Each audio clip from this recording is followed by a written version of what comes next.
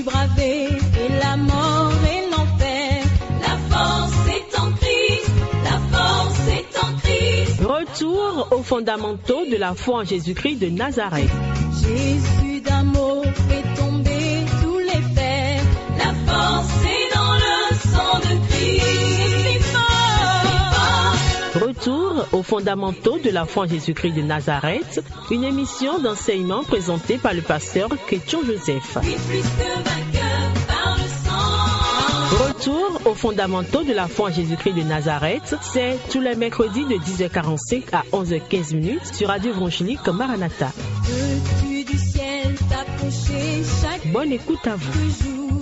La force est en Christ, la force est en Christ. Bonjour, chères auditrices et auditeurs de Radio Maranatha. Nous voici donc à nos rendez-vous hebdomadaires. Je suis Joseph Ketchon sur l'émission Retour aux fondamentaux de la foi en Jésus-Christ, notre Seigneur. Et nous avions énoncé un grand thème que nous étions en train d'éplucher. Il s'agit de l'évangile de notre Seigneur Jésus-Christ. Nous avons dit, nous avons soutenu, nous avons démontré que la Bible ne présente qu'un seul message. Notre Seigneur Jésus-Christ de Nazareth, c'est lui qui est le message de la Bible. Jésus-Christ, ce qu'il est, ce qu'il a fait pour nous. Et nous devions en fait concentrer nos efforts, concentrer nos ressources, nos œuvres sur cet élément essentiel, faire connaître Christ, en œuvre, annoncer l'évangile, défendre l'évangile, propager l'évangile, afin que les âmes soient sauvées, que le royaume s'avance. Et c'est toujours par cet évangile que les disciples, ceux qui sont convertis, peuvent être vraiment édifiés. Savoir, Christ est mort pour nos péchés selon les Écritures, enseveli le 3e jour. Christ est ressuscité. Il œuvre à la droite de la majesté divine. Il a reçu l'Esprit Saint qu'il a répandu. Il vient bientôt nous chercher. Voilà, donc cet évangile est essentiel et c'est le message que nous avons constaté dans la Bible.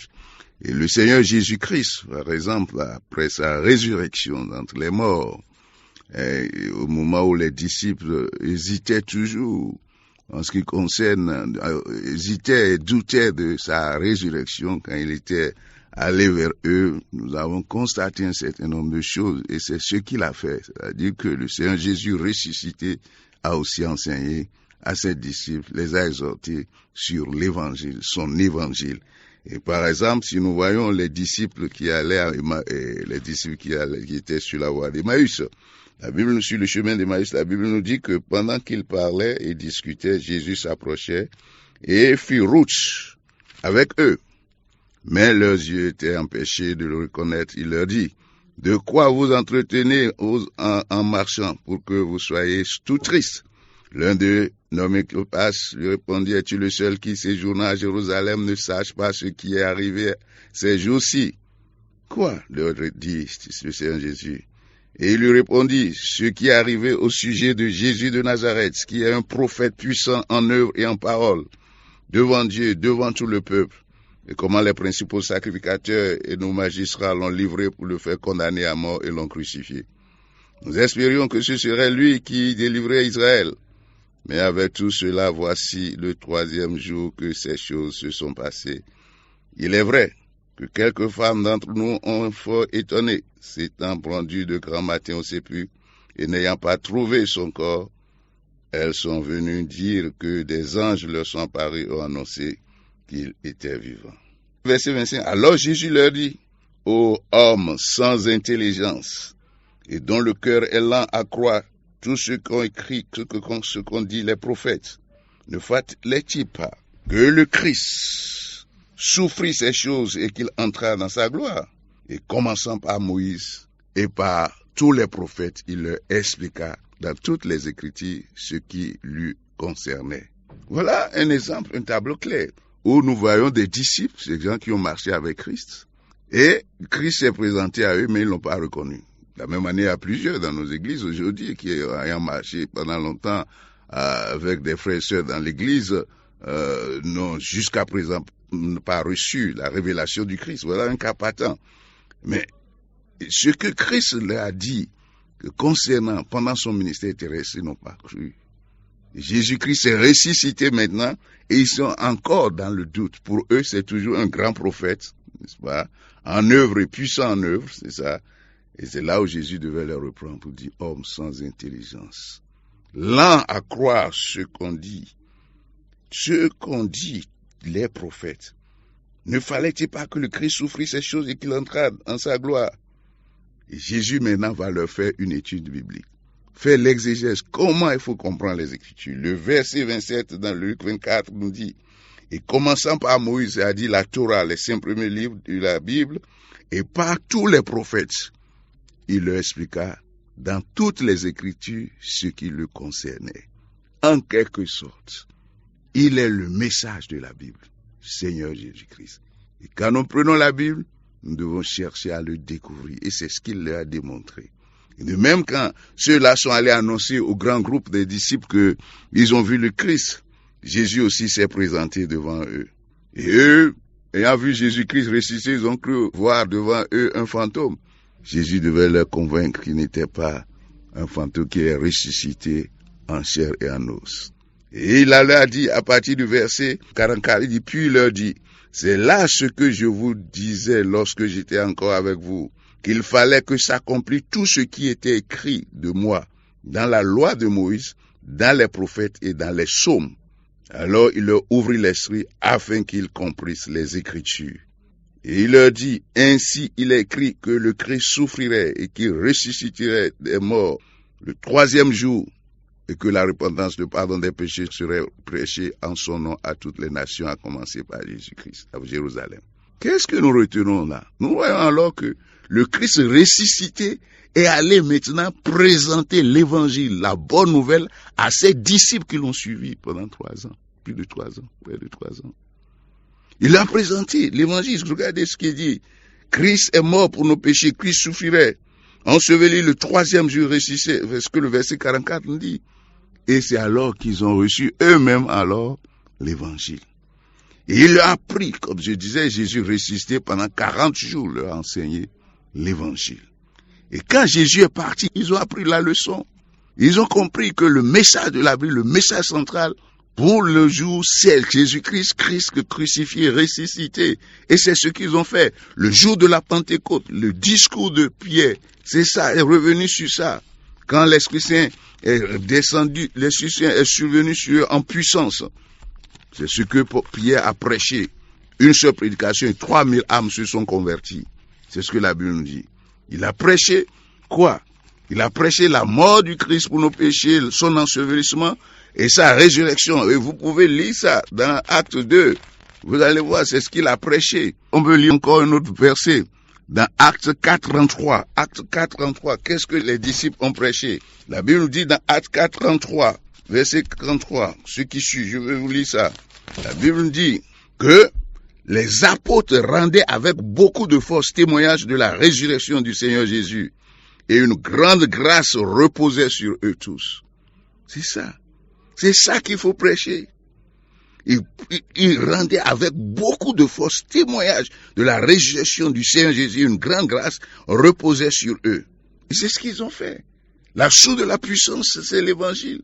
La prédication de la croix est une folie pour ceux qui périssent, mais pour nous qui sommes sauvés, elle est une puissance de Dieu. La Bible est claire sur ça, car on lui est révélé la justice de Dieu par la foi et pour la foi. Selon qu'il est écrit, le juste vivra par la foi. Et nous voyons dans quelqu'un me posait la question, mais est-ce que c'est ça qu'on va prêcher tout le temps? Voyons ce que l'Écriture nous dit dans Acte 5:42. Acte 5:42, c'est quoi? La Bible dit, et chaque jour dans le temple et dans les maisons, c'est-à-dire les disciples, les apôtres, ne cessaient d'enseigner et d'annoncer la bonne nouvelle de Jésus-Christ. Tous les jours, chaque jour, la Bible nous dit, tous les jours, chaque jour, ils enseignaient la bonne nouvelle et ils annonçaient la bonne nouvelle. Parce que il faut enseigner la bonne nouvelle parce que, je dis, et c'est ce que j'ai annoncé à la dernière émission. Christ est mort pour nos péchés selon les Écritures.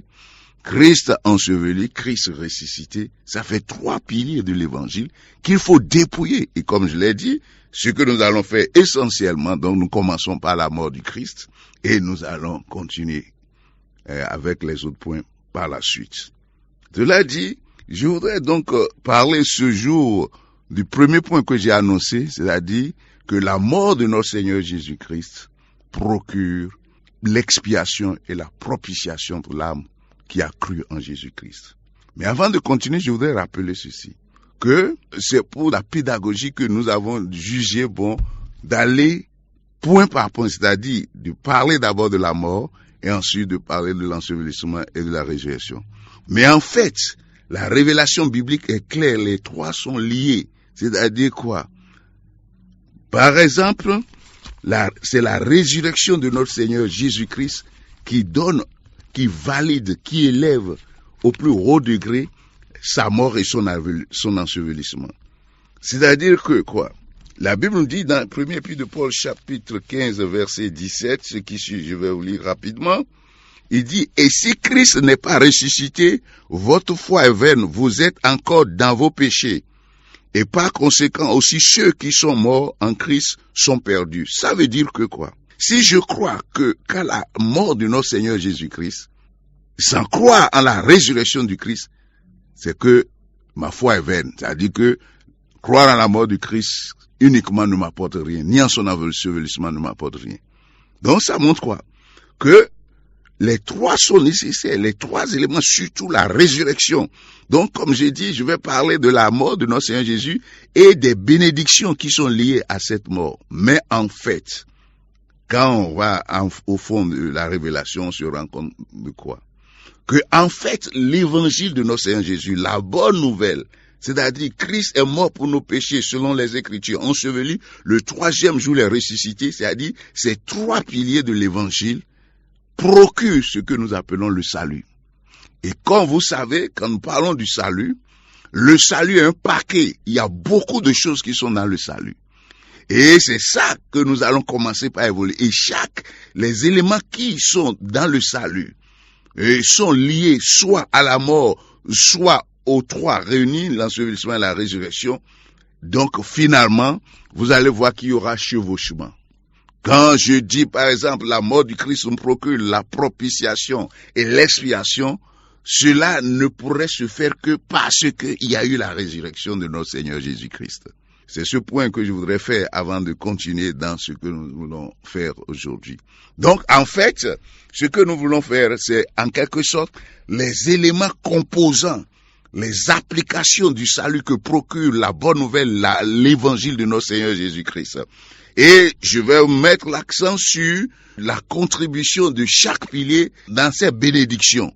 Par exemple, l'expiation et la propitiation que nous allons commencer ce matin, ça est surtout lié à la mort de notre Seigneur Jésus-Christ, son sang qu'il a versé à la croix de Calvaire. Alléluia. Donc, c'est ce que nous allons faire aujourd'hui. Et donc, en fait, ça fait partie, donc, comme on le dit, du salut. Ça va nous amener un peu dans la sotériologie, c'est-à-dire la sotériologie, l'étude du salut, ou bien la doctrine du salut, et sortir les éléments constitutifs, donc, de ce salut. Et qu'en est-il donc, alors, de l'expiation et de la propitiation? Ça, c'est le premier point. La mort de notre Seigneur Jésus-Christ, c'est ce que ça nous procure. Premier point que nous avons annoncé l'autre fois. En fait, après le verdict qui a été prononcé dans Genèse 3 par le Seigneur, surtout après la désobéissance de Adam, dans Genèse 2, verset 17, après ce qui a été édité dans Ézéchiel 18:4, c'est-à-dire quoi? L'âme qui pêche doit mourir. Et dans Romains 6:23, le salaire du péché, c'est la mort. Dieu exige à partir de ça l'expiation pour délivrer l'homme des conséquences du péché. En fait, c'est ça. Il exige, c'est tout ce que Dieu exige pour sortir, pour sauver l'âme des conséquences du péché. C'est-à-dire quoi? Le péché qui est une transgression de la loi divine et qui porte atteinte à la sainteté, à la justice de Dieu, Dieu exige l'expiation afin de sauver l'homme, afin de délivrer l'homme. C'est ça, en fait, le contenu de cet élément que procure donc la bonne nouvelle de notre Seigneur Jésus-Christ. L'expiation est donc ce que Dieu exige pour la délivrance du pécheur. Elle n'est possible que par le sacrifice d'un substitut qui subit la mort. C'est ça. Parce que il y a des principes de base que Dieu a énoncés la Bible dit que sans effusion du sang, il n'y a point de pardon de péché. Pour que Dieu sorte le pécheur de son état, il exige un sacrifice d'un substitut. Et c'est ce que nous allons voir. Le mot grec qui est utilisé dans le Nouveau Testament, c'est-à-dire pour l'expiation, parce que l'expiation c'est un terme qui est utilisé beaucoup dans l'Ancien Testament, mais le mot grec qui a été utilisé, vous savez que le Nouveau Testament a été originellement écrit dans la langue grecque. Le mot qui a été utilisé, ilasterium, ilasmos ou bien ilaskoma, ce mot en fait a le sens de satisfaction, c'est-à-dire d'apaisement, satisfaire aux exigences de la sainteté et de la justice divine. Et ce mot-là, c'est ça que nous appelons la propitiation. C'est pourquoi aujourd'hui nous utilisons d'une manière ou d'une autre ces deux mots ensemble, expiation, la propitiation. Donc, la propitiation, c'est le fait donc d'apaiser la colère de Dieu. En fait, c'est ça, apaiser la colère de Dieu et rendre Dieu propice aux pécheurs. La colère de Dieu parce que la Bible est claire. La colère de Dieu se révèle du ciel dans Romains 1,18 contre toute impiété, toute injustice des hommes qui retiennent la vérité captive. C'est ce qu'il a dit. Il y a une colère de Dieu aujourd'hui dans le monde. Tous ceux qui n'ont pas accepté Christ doivent savoir que la colère de Dieu est sur eux. Dans Jean 3, 36 écrit, celui qui croit au Fils a la vie, mais celui qui ne croit pas au Fils, la colère de Dieu demeure sur lui. Donc, toi qui m'écoutes et qui est encore sous cette colère qui va se fondre, se manifester de façon puissante, les éléments embrasés fondront et les cieux que nous voyons passeront en fracas par le feu, la colère de Dieu, il vaut mieux que tu te réfugies à Christ. Nous t'invitons ce jour que si tu entends la voix de notre Seigneur Jésus au travers de ce que nous sommes en train de dire, il faut te convertir, il faut te jeter dans les bras de notre Seigneur Jésus pour sortir de cette colère. Donc, le sang de Jésus-Christ, la mort du Christ te procure le moyen. C'est-à-dire quoi? Par cette mort, le Seigneur Jésus-Christ, par son sang, il a apaisé la colère de Dieu. C'est ce que nous appelons la propitiation. Quand tu acceptes cette œuvre, tu reconnais cette œuvre, il te rend agréable. Il te rend agréable et Dieu devient désormais favorable à toi. Et c'est ce que le passage est en train de nous dire. Et nous sommes ici dans le domaine de la sacrificature. L'évangile peut être présenté sous plusieurs formes. Nous sommes ici dans le domaine de la sacrificature, dans le domaine de la prêtrise, du sacerdoce. Donc, ayant ainsi défini et introduit donc le terme, voyons un deuxième point à ce niveau, c'est ce que nous appelons le substitut. Comme nous avons dit, Dieu exige un substitut pour sauver l'homme. Le substitut ou la victime expiatoire et son sang. C'est ce que nous appelons aussi la victime expiatoire ou propitiatoire. Le principe de base est énoncé de cette exigence énoncée dans Lévitique chapitre 17. Dans Lévitique chapitre 17, voici ce que la Bible nous dit. C'est bon de lire ça parce que c'est la base même. C'est le principe de base que je suis en train d'énoncer, qui est valable autant dans l'Ancien Testament que dans le Nouveau Testament. Donc voici ce que dit Lévitique, qui fait partie de la Torah, c'est le premier livre de Moïse. Lévitique chapitre 17, verset 11. Nous énonce ce qui suit. La Bible dit, car l'âme de la chair est dans le sang. Je vous l'ai donné sur l'autel afin qu'il serve d'expiation pour vos âmes. Car c'est par l'âme que le sang fait l'expiation. C'est le principe, c'est dans la loi de Dieu. Dieu est le grand législateur de l'univers. Et c'est lui qui dit par là. Il dit que l'âme de toute chair, c'est-à-dire qu'un être humain ou bien un animal, son âme est dans le sang. Et Dieu dit, je l'ai donné pour que vous l'utilisiez pour faire l'expiation sur l'autel pour vos âmes quand vous aurez porté atteinte à la sainteté, à la justice de Dieu. Et nous savons pourquoi cela est nécessaire. Et il dit, afin qu'il serve d'expiation pour vos âmes, et car c'est par l'âme que le sang fait expiation. C'est la base de tous les sacrifices de sang que vous voyez aujourd'hui, même imités par le diable, par nos parents. On parle de sacrifices, de vol, des trucs de ce genre. C'est tout juste le substitut qui est présenté pour échanger, en quelque sorte. On transfère sur le substitut, on transfère sur la victime expiatoire les péchés et il est condamné et meurt à la place. Et là, tu es sauvé. Et c'est ce que nos parents font aussi, en imitation de ce que la Bible nous révèle ici. Donc, c'est le principe de base.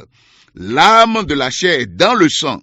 Je vous l'ai donné sur l'autel afin qu'il servît d'expiation pour vos âmes, car c'est par l'âme que le sang fait expiation. Donc, le sang, donc, est quelque chose de très important dans le sacerdoce, très important dans la sacrificature.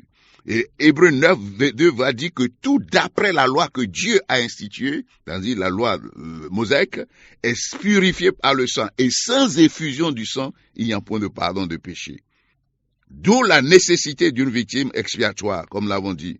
Et le fondement de cette institution divine sacrée, c'est que la justice, comme le révélera dans le psaume 97.3, la justice et l'équité constituent la base du trône de Dieu. Et toutes les fois que le trône de Dieu a été affronté au travers le péché, Adam ayant désobéi, transgressé, il faut cette victime expiatoire. C'est le moyen que Dieu, depuis l'Ancien Testament, a offert aux hommes pour échapper au feu de sa colère. Et cela aussi, le fondement, c'est aussi l'amour de Dieu, qui ne veut pas que le pécheur meure, mais il essaie de trouver un moyen pour le sauver. Dieu ne peut donc nous accepter dans sa communion sans le paiement d'une pénalité pour le péché. Car Dieu ne peut pas se réunir parce que lui, contrairement aux hommes, Dieu c'est le grand législateur, le seul législateur de l'univers. Dieu est le juge, le grand juge de l'univers, et Dieu est le roi, il détient le pouvoir législatif, le pouvoir judiciaire, le pouvoir exécutif. C'est pourquoi c'est un Dieu qui a un pouvoir absolu. Et Dieu, contrairement aux hommes, quand il a édité les lois, il les respecte, il se soumet à ces lois. C'est les hommes qui font des lois et qui l'échappent. Donc, la justice de Dieu veut qu'il obéisse lui-même aux lois qu'il a établies et qu'il a déjà commencé à faire appliquer. C'est pourquoi la victime expiatoire est nécessaire. Il faut comprendre ce principe. Et c'est pourquoi je vous parlais l'autre jour des aspects juridiques et judiciaires de la mort de notre Seigneur Jésus-Christ de Nazareth. Donc, dans l'Ancien Testament, nous allons faire la comparaison entre les deux testaments. L'Ancien Testament, par exemple. Dans l'Ancien Testament, tous les sacrifices que nous voyons dans Lévitique, le livre de Lévitique qui a parlé surtout des sacrifices, tous les sacrifices que nous voyons, les sacrifices d'expiation, de culpabilité, de purification, tous ces sacrifices pointaient le sacrifice de notre Seigneur Jésus-Christ. Et nous allons prendre par exemple ce qui se passe le grand jour de l'expiation annuelle où le peuple d'Israël, ayant péché pendant un an, se présente devant Dieu pour demander, pour faire l'expiation, pour que le souverain sacrificateur, le grand prêtre, présente son cas à Dieu en faisant l'intermédiation entre ces hommes et Dieu. Ce que nous avons constaté, c'est que si nous prenons ça, nous pouvons lire dans Lévitique 16. Dans Lévitique 16, qu'est-ce que nous constatons? Pour Aaron, qui est le souverain sacrificateur, après un an, le grand jour de l'expiation, qu'est-ce que nous constatons? Il va présenter un taureau pour faire l'expiation pour lui-même, mais pour le peuple, c'est deux boucs que nous avons. Nous avons le bouc pour expiation, pour faire l'expiation, et qui est destiné, et qui est présenté à Dieu pour apaiser sa colère. Nous avons ce qu'on appelait dans l'Ancien Testament le bouc d'Azazel, qui emporte le péché dans le désert. Et c'est ce que nous avons vu, et c'est intéressant de voir ce qui se passait. Pour le bouc d'expiation, que pour l'autre, on dit que Aaron va poser sa main sur la tête de l'animal et transférer par des prières les péchés du peuple sur l'animal. C'est ça. Et quand l'animal est exécuté, donc le sang est présenté dans le lieu très saint par le souverain sacrificateur. Et le bouc d'Azazel, lui, est lâché après pour emporter les péchés dans le désert. Mais dans la Nouvelle Alliance, Jésus-Christ, en tant que sacrifice, est l'accomplissement des deux boucs. Il accomplit tout. Vous savez, la Bible dit dans Jean 1, 29 que Jésus-Christ est l'agneau de Dieu qui ôte les péchés du monde. Jean 1, 29, quand Jean-Baptiste a vu Jésus, il a bien prononcé, Jésus, c'est l'agneau de Dieu qui ôte les péchés du monde. Jésus-Christ est aussi la victime expiatoire. C'est-à-dire quoi? C'est-à-dire que le deuxième bouc, c'est lui qui est encore la victime expiatoire. Et la première épître de Jean, chapitre 2, nous a dit quelque chose de très intéressant que nous devons lire là. Dans la première épître de Jean, chapitre 2, voici ce que nous lisons. dans le verset 1 à 4. La Bible dit, mes petits enfants, je vous ai écrit ces choses afin que vous ne péchiez pas, si quelqu'un péché, sachez que nous avons un avocat auprès du Père. Verset 2. Il est lui-même une victime expiatoire pour nos péchés, non seulement pour les nôtres, mais aussi pour ceux du monde entier. Jésus-Christ, c'est le substitut.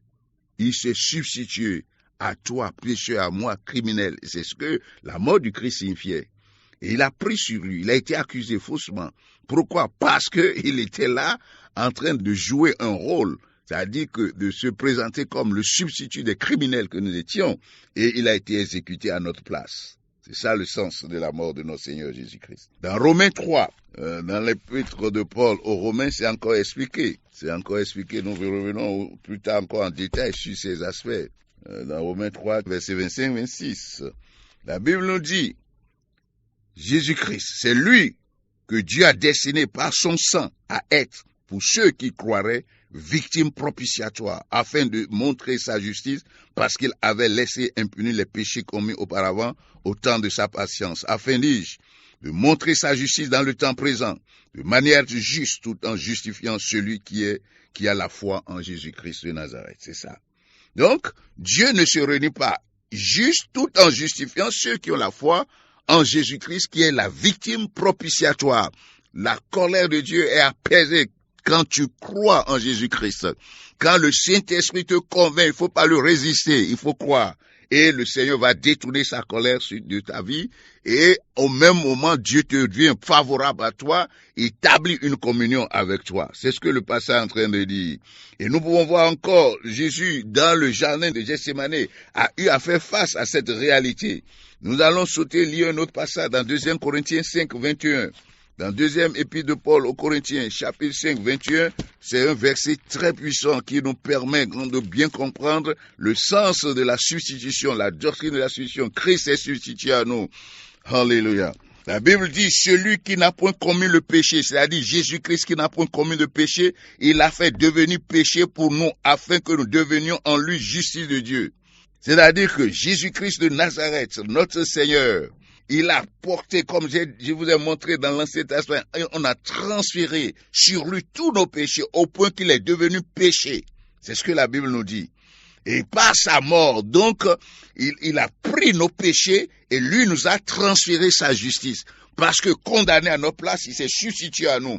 Et là, Dieu nous impute sa justice. Et c'est ça le message évangélique, la bonne nouvelle, c'est ça. Et c'est cette bonne nouvelle qu'il faut croire. C'est comme le Christ quand il était sur la croix, comme je vous l'ai montré l'autre fois. Notre Seigneur Jésus-Christ a subi la colère de Dieu. C'est comme si Dieu a déversé sur lui toute la colère qu'ont suscité les péchés de l'humanité. C'est comme le magma d'un volcan. Tout a été déversé sur lui. Il a été consumé sur la croix à cause de toi et de moi. C'est ça l'évangile. Et c'est ça ce que nous avons dit, la mort du Christ a de la puissance. Et c'est une bénédiction que d'avoir cette expiation au travers donc du sang de notre Seigneur Jésus-Christ. Je vous invite donc, vous qui ne connaissez pas Christ, à faire ce pas-là. C'est un pas qui est offert à vous. Merci, chers auditeurs, auditrices. La fois prochaine, je vais continuer dans l'expiation pour qu'on voit les effets de cette expiation. Ça, c'est important. Et faire la comparaison entre l'Ancien Testament et le Nouveau Testament. Que le Seigneur vous bénisse. Que le Seigneur vous ouvre l'esprit, comme il l'a fait pour les disciples d'Emmaüs, afin que vous compreniez la révélation et que vous soyez sauvés ou que vous soyez enracinés dans l'Évangile. Au nom puissant de Jésus, soyez bénis. Merci. Peux-tu braver et la mort et l'enfer? La force est en Christ, la force est en Christ. C'était l'émission Retour aux fondamentaux de la foi en Jésus-Christ de Nazareth. Jésus d'un mot fait tomber tous les fers. La force est dans le sang de Christ. Je suis fort. Retour aux fondamentaux de la foi en Jésus-Christ de Nazareth, une émission d'enseignement présentée par le pasteur Ketcho Joseph. Oui, plus que vainqueur par le sang. Retour aux fondamentaux de la foi en Jésus-Christ de Nazareth, tous les mercredis de 10h45 à 11h15. Veux-tu du ciel? Contact du pasteur 53 53 03 84. 53 53 03 84. Que Dieu bénisse votre écoute. La force